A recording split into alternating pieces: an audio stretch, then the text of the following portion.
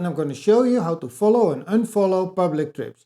Here in the app we see on the first tab your trips. There's currently only one. If we go to the second tab we see a list of publicly shared trips. You can follow them if you want. So you just choose the one you like. Say you want to see the Northern Ireland one.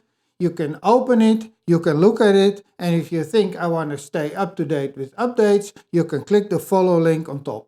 Now you see the follow link change to unfollow. That's for if you want to unfollow, and if you go back, you see it appearing in your trip list again. Now, if there's an update on the trip, you will get notified and you can directly view what has been happening. If you're done with the trip, you no longer want to follow it, you click the trip, you click the unfollow, and it will disappear from your trip list again. That's simple. Now you can continue using Go and Walkabout, go on an adventure and have fun.